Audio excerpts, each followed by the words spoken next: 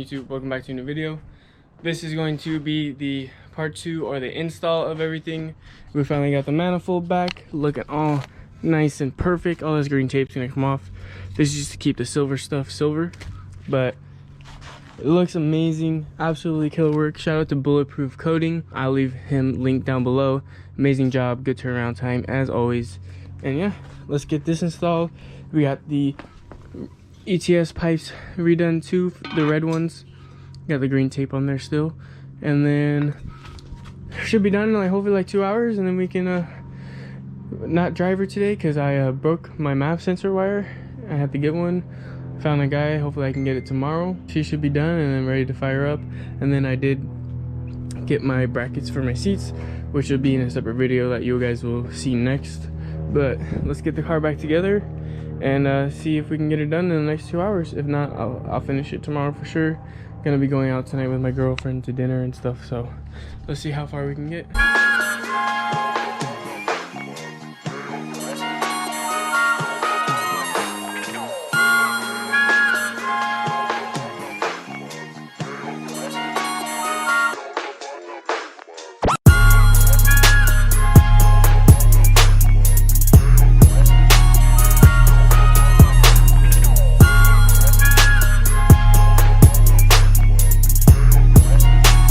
What is going on, guys? Welcome back. It is a couple days later and the Subie is complete, and I know I didn't record me finishing any of it.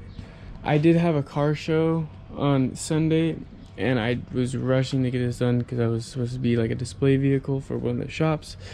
So all recording went out the door. I was just finish it as fast as I can. But yeah, everything's good. Getting the E2 in progress right now. Currently is on E65 mix. That is how the engine bay looks. That's how she's sitting, looking absolutely gorgeous. I love the black on the red hardware from the IBR. Looks absolutely amazing. I just put the car up in the air, doing an oil change. Just hit 68,000 miles. I've been tuning it all morning, just waiting on my revision from my tuner. He said like an hour and a half, so I'm taking the time to do an oil change.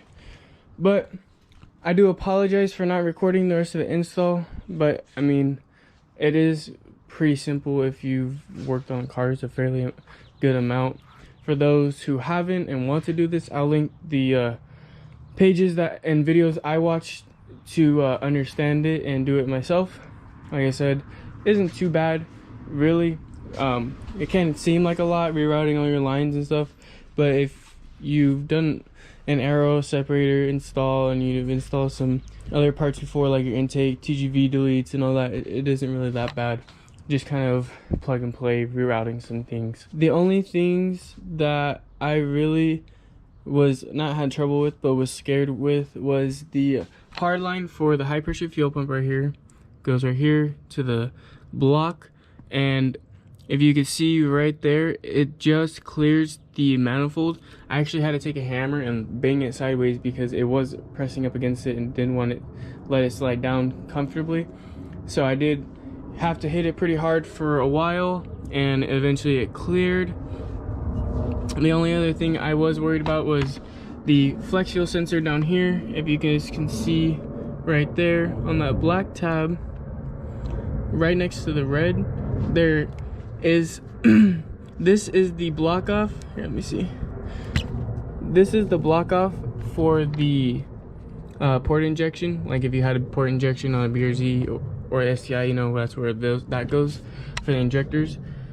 So the little nozzle for the high pressure fuel pump normally is like this, but to do the IBR kit you do have to hammer it sideways a little.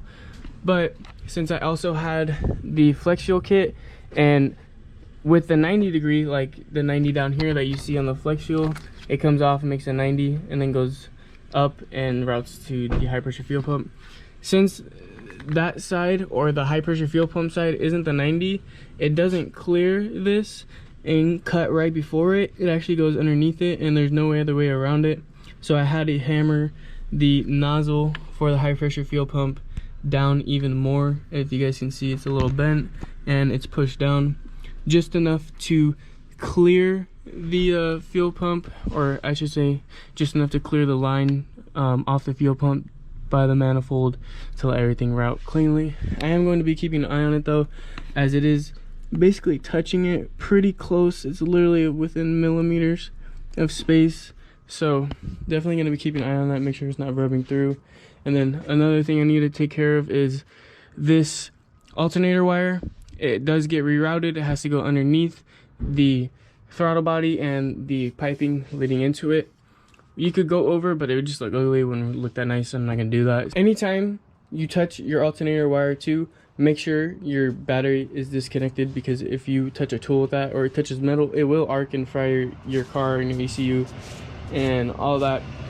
So basically, disconnect your battery, and then what I had to do is take some pliers, hold it on one side, and then bend it so it kind of makes like a degree or like a 45-degree angle to clear and go underneath the throttle body way easier. I did wrap it with electrical tape. Like I said, if any of this metal arcs to the throttle body metal, even though it's aluminum, it will arc and fry whatever is connected to it. So like your ECU, your whole car battery, whatever. But that is like the two major things that I had to deal with to get everything to fit properly. The most like scary things. Besides that, it was just rerouting your aero separator lines. Your brake booster line comes off, comes to the back right here, and then comes to the stock location right here. Same thing. Your air oil separator line comes off the back, normally where it goes to the other manifold, and just comes to the top, goes back to the top. And then that's pretty much it. Everything else, put the IBR TGV housings in, 8 foot-pounds of torque, or just hand tight 15 foot-pounds of torque on the top bolts to the TGV housings with the short bolts that are stock on your normal intake manifold or your plastic one, not the long ones, the short ones. And then got the wire right there, got all the piping in right there, and then got my intake on. Don't have the box because I mean, a cop sees this, he's gonna stay rough for me anyways, so box don't matter anymore, just gonna freaking leave it. I got all the piping for the intake and the bypass valve and the cold side of the intercooler right here, routed back down there. Everything's all good, tight back there, so we good with that. And that is basically it. Car feels amazing on the tune. We just started doing the first ethanol pools. Car's on like E65 right now, and then I'm gonna drive around, hopefully be full E85 by the time we're done with the tune. And yeah, we should be good. Oil change all done, put the front bumper on now, and then we'll wait on the revision for the tune from my tuner, and then we'll do another pull, get on camera for you guys. There was one more thing I do need to do, just for peace of mind, but let me turn the car off real quick.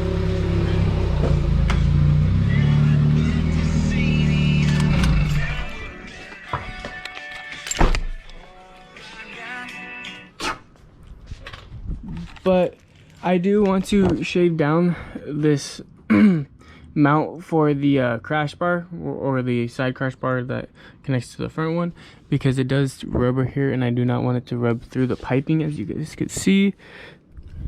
So we were gonna be doing that probably sometime next week, but that is pretty much it as far as final touches go. The alternator cable, making sure that fuel line doesn't rub through, and then that as well. And that's pretty much it. It's just pretty solid, so I could not be happier. And the car's feeling amazing on tunes right now, way faster than before. Obviously, we're going to get started with the small kinks. I'm gonna wrap this up with some loom and put the little plastic piece back on top, and then I'm going to be cutting my front bumper, because the hot side piping right here, or I should say, if you can see through the front right there, I need to get a cover for this little tow hitch cover. I need to cut the bezel on the back side because it does hit the from my intercooler piping. So that, and then that is basically it for small kinks. I do want to replace the bypass valve little coupling. It's like a 2-inch section, 1 3/8 size, that I want to replace. It is a little old and messed up, so it's not leaking, but just want to, you know, perfectionist, make everything look nice and pretty. So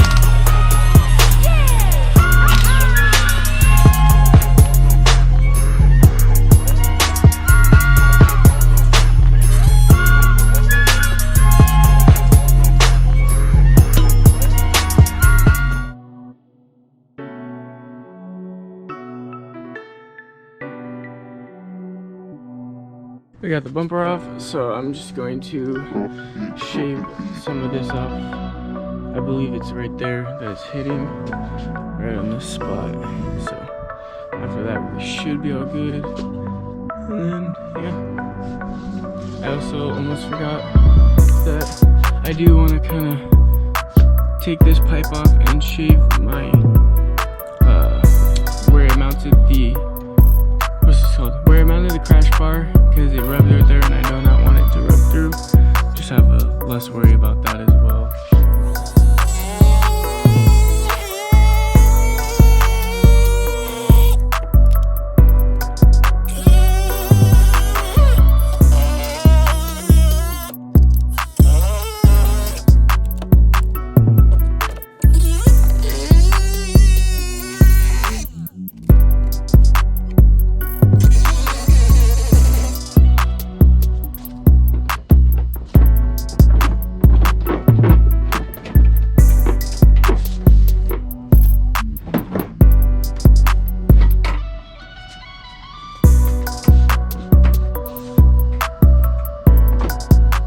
Oh yeah, that made it a lot easier to put back on. See all good on that side now. I'm gonna take the piping off this side and then we'll do some grinding.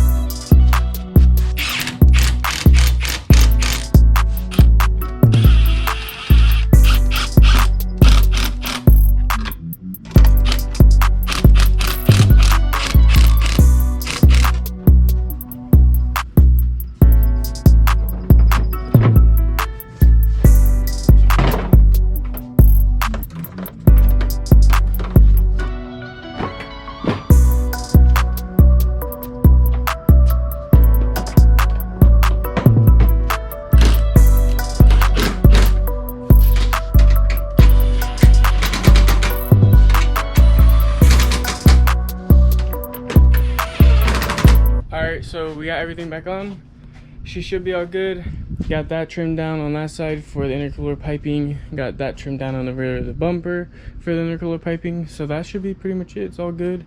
Hook up the battery and then get going another test drive and do some pulls. The tune is pretty much like 75% done, so I can do some pulls on camera for you guys and whatnot.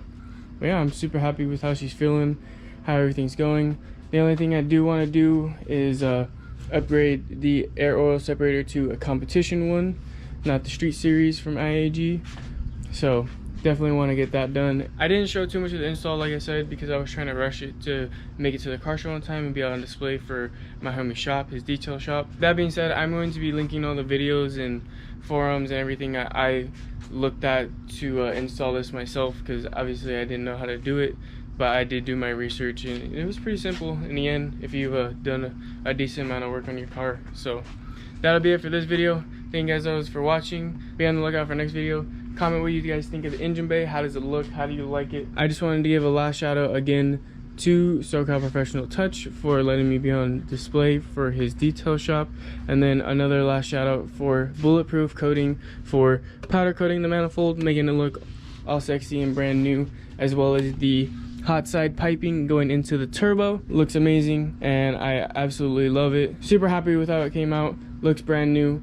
ETS Ringo Black on the manifold, ETS Ringo Black hot side pipe to match the cold side from ETS.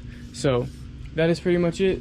Thank you guys as always for watching. Make sure to drop a like if you like this video. Comment down below what you think of the engine bay. Do you like the color scheme? Do you like how it's looking or not? Do you think it's ugly? Let me know. I would love to hear your opinion. I do want to add an oil cooler right here eventually to fill up the dead space. Do some more wire management and all that good stuff. I didn't relocate this Cobb Flex Fuel like sensor piece that is connected to the Cobb Flex Fuel sensor I am going to be doing that. I'll probably do it off camera just real quick. I just try to find a place to mount it. I really don't know where I want to put it, because usually it would go like right here on the old plastic manifold with the bolt they give you, but it does not fit right here. So we'll figure that out. I'll catch you in the next video. Peace.